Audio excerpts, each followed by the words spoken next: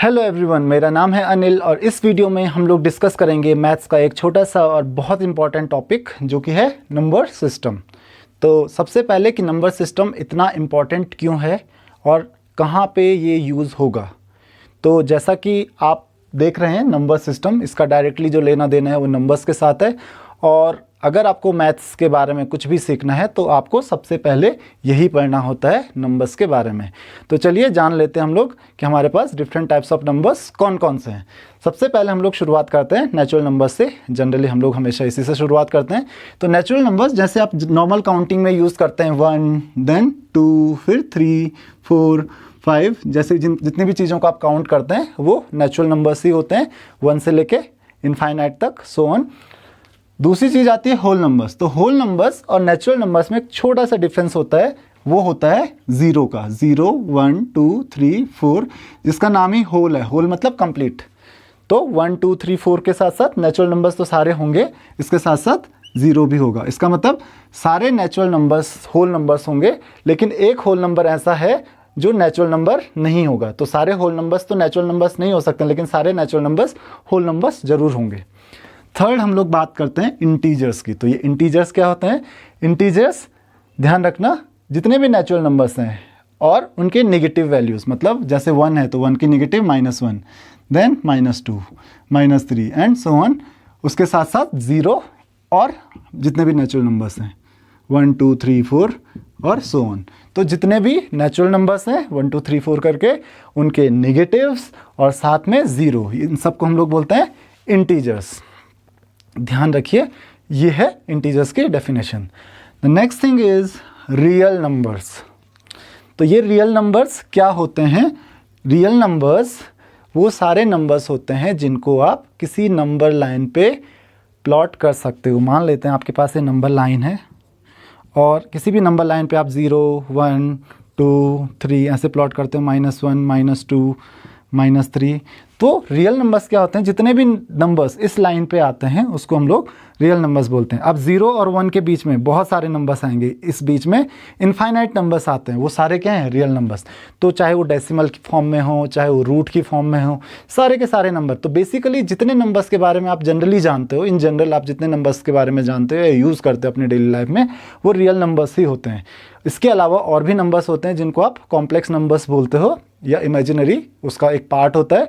तो real numbers के अलावा एक इमेजिनरी नंबर्स भी होता है जिनको आप डेली लाइफ में एक्चुअली यूज़ नहीं करते हो, तो वो इमेजिनरी नंबर्स हो गए, बट ये रियल नंबर्स हैं। तो जितने भी नंबर्स आप नंबर लाइन पे प्लॉट कर सकते हो वो सारे क्या हो गए? Real numbers. तो इसका आपको ध्यान रखना है। अब ये रियल नंबर्स दो तरीके के होते हैं, कोई भी रियल नंबर दो ही तरीके के होंगे। तो ये जो पार्ट्स हैं रेशनल और इर्रेशनल नंबर्स, ये पार्ट हैं रियल नंबर्स के। तो कोई भी रियल नंबर या तो रैशनल होगा और अगर वो रैशनल नहीं हुआ तो इर्रेशनल होगा। तो इसका मतलब अगर आपको रैशनल नंबर समझ में आ गया तो इर्रेशनल ऑटोमेटिकली समझ में आ गया कि जितने भी रियल नंबर रैशनल नहीं होते हैं वो बाकी सारे के सारे रियल नंबर्स क्या होते हैं? इर्रेशनल होते हैं। तो अब रैशनल नंबर्स क्या होते हैं? तो रैशनल नंबर्स के लिए 3 कंडीशन होनी चाहिए। किसी भी नंबर को जिसको आप p/q की फॉर्म में लिख सकते हो। p/q क्या है? p और q दोनों क्या होने चाहिए?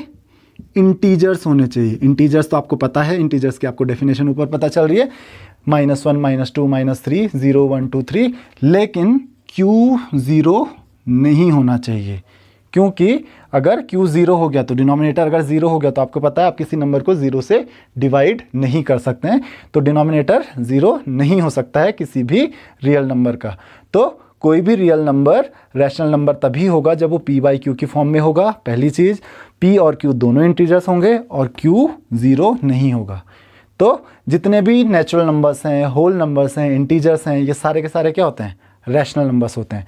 उसके अलावा जितने भी आप फ्रैक्शन पढ़ते हो 1/2, 2/3, 5/9, ये सब क्या हैं?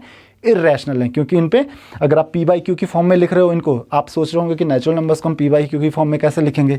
तो 2 को हम लोग 2/1 लिख सकते हैं, 3 को आप 3/1 लिख सकते हैं। तो ये भी क्या है?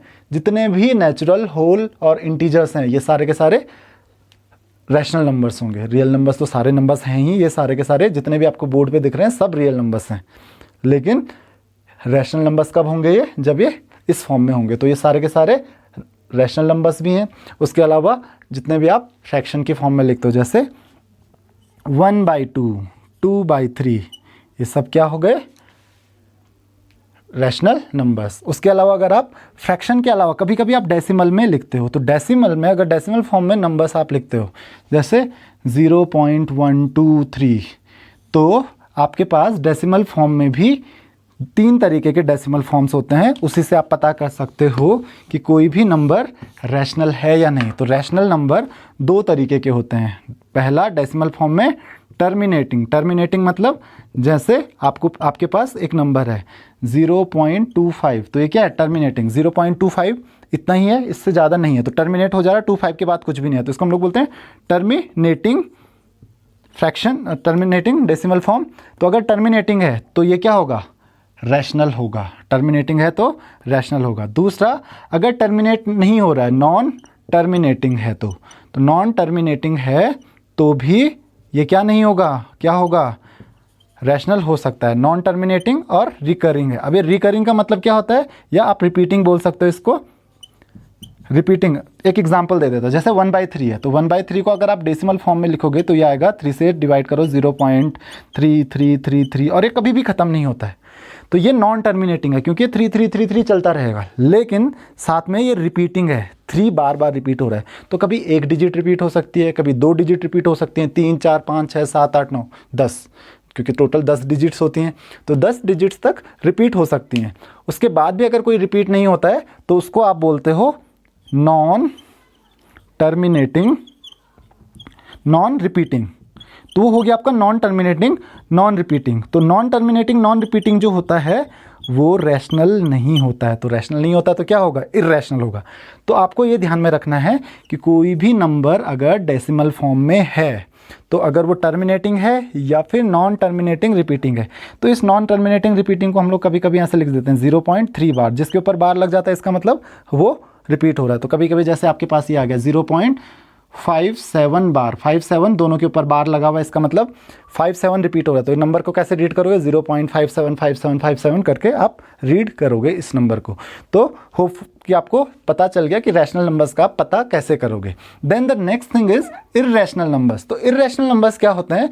कोई भी नंबर जो रैशनल नहीं होते हैं, कोई भी रियल नंबर जो रैशनल नहीं होंगे उनको इर्रेशनल बोलेंगे। जैसे कि √2, तो √2 क्या है? इर्रेशनल है। तो √2 को अगर आप लिखो √2/1 की फॉर्म में, तो यहाँ पे डिनोमिनेटर क्या है? कंडीशन क्या है कि न्यूमरेटर और डिनोमिनेटर दोनों क्या होने चाहिए? इंटीजर्स होने चाहिए। तो डिनोमिनेटर तो इंटीजर हो गया, न्यूमरेटर तो नहीं हुआ, क्योंकि √2 तो इंटीजर नहीं है, 2 इंटीजर है, √2 इंटीजर नहीं है। तो इसका मतलब ये इर्रेशनल नंबर्स हो गए।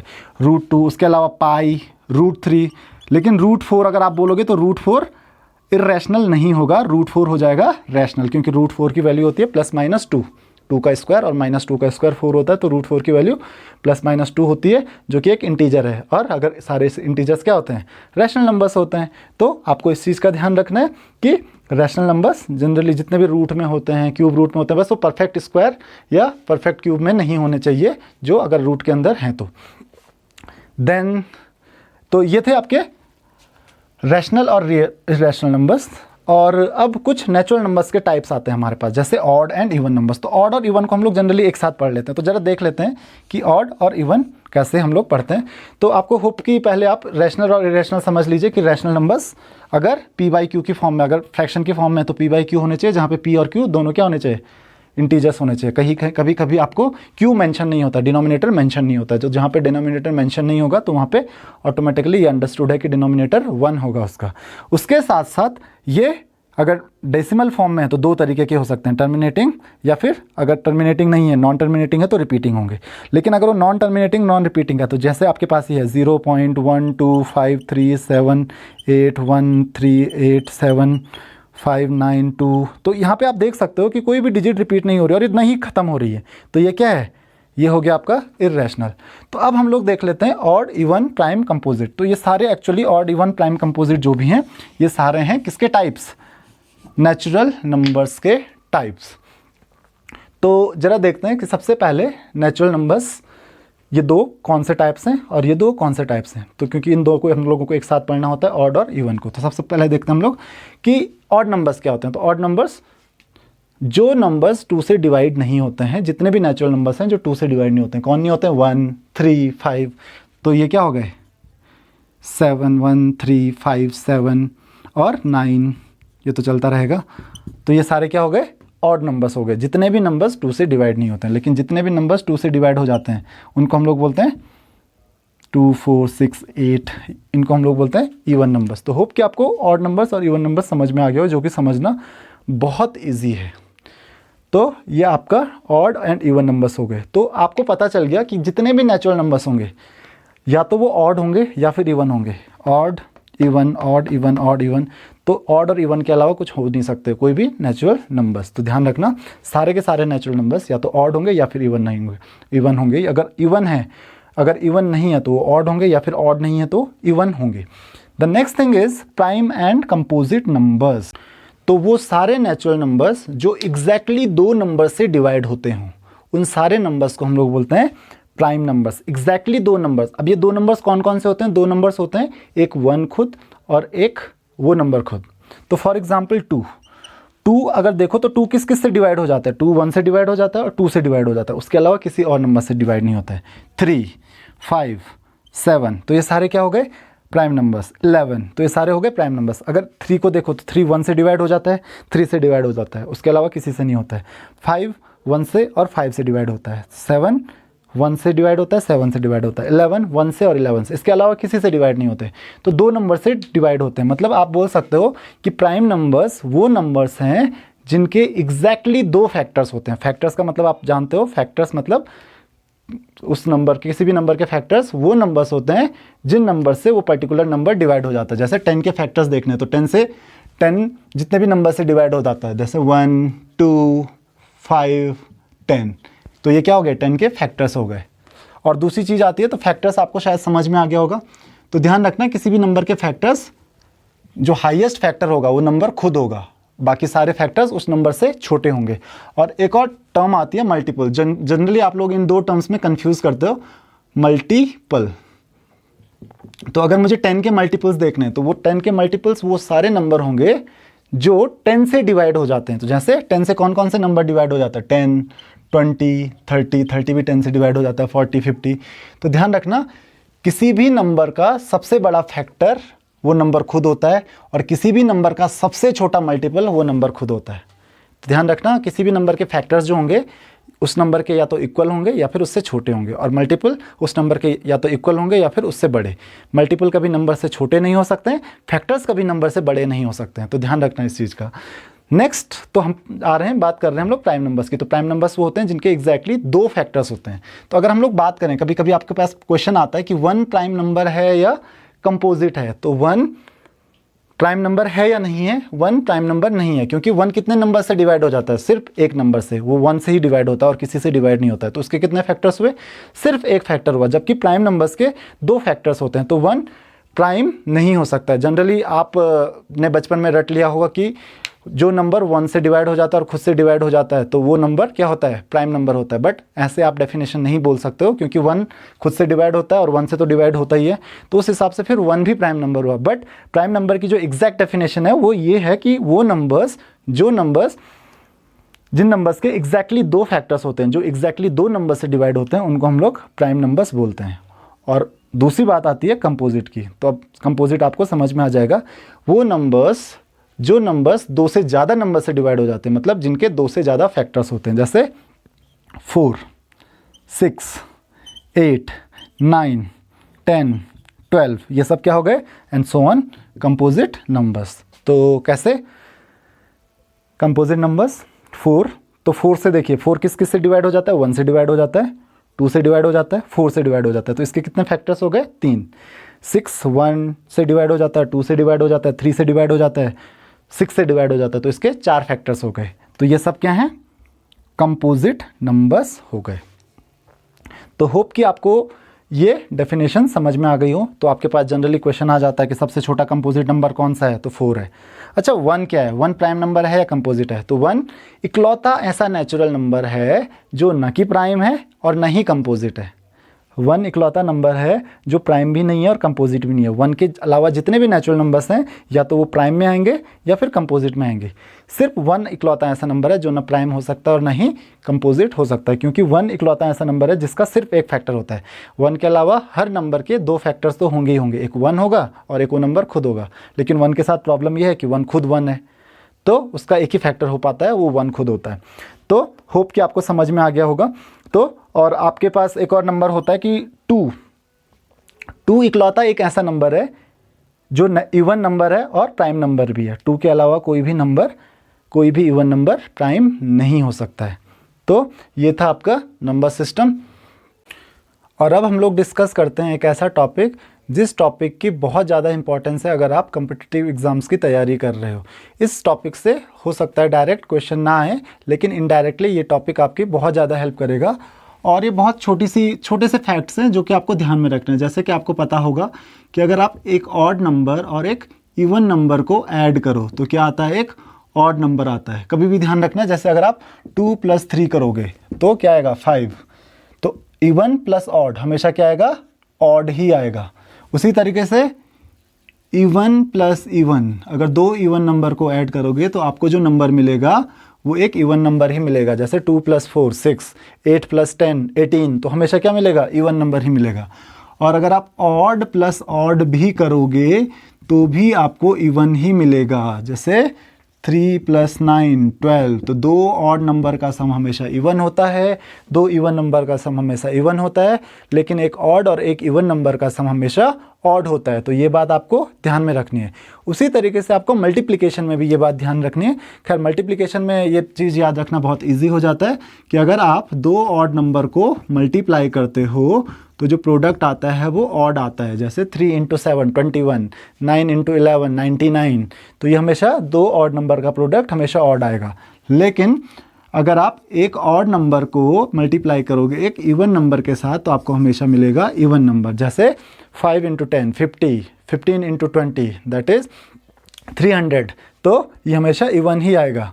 उसी तरीके से अगर आप 2 इवन नंबर को मल्टीप्लाई कर रहे हो तो 2 इवन नंबर का प्रोडक्ट हमेशा आएगा इवन। जैसे 8 × 6 दैट इज़ 48, 12 × 8 दैट इज़ 96, तो यहाँ पे 2 इवन नंबर का प्रोडक्ट हमेशा इवन ही आएगा।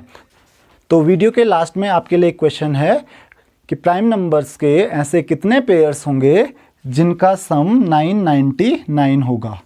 प्राइम नंबर्स के ऐसे कितने पेयर्स होंगे जिनका सम 999 होगा। अगर आपको क्वेश्चन समझ में नहीं आया तो एक एग्जांपल की हेल्प से मैं आपको क्वेश्चन समझा देता हूं कि प्राइम नंबर्स के ऐसे कितने पेयर्स होंगे जिनका सम 30 होगा। प्राइम नंबर्स के ऐसे कितने पेयर्स होंगे जिनका सम 30 होगा, मतलब कि 2 नंबर्स जो कि प्राइम है और उनका सम 30 है, जैसे 7 और 23। उसी तरीके से आप और भी पेयर्स बना सकते हो, जैसे कि 11 और 19। एक और पेयर बना सकते हो 13 और 17। तो यहाँ पे 3 पेयर्स बन गए प्राइम नंबर्स के जिनका सम 30 है। तो इसका आंसर क्या हो जाएगा, 3 पेयर्स। तो वैसे ही आपसे पूछा जा रहा है कि प्राइम नंबर्स के कितने पेयर्स होंगे जिनका सम 999 होगा। तो अगर आप थोड़ा सा मेहनत करोगे तो आपके लिए क्वेश्चन, आपका जो क्वेश्चन है बहुत इजीली सॉल्व हो जाएगा। और अगर आपको क्वेश्चन का आंसर आता है तो आप ज़रूर कमेंट बॉक्स में आंसर दीजिए। और अगर आपको इस वीडियो से रिलेटेड आपकी कोई भी क्वेरीज़ हैं तो आप प्लीज़ कमेंट बॉक्स में मुझे क्वेश्चन पूछ सकते हैं।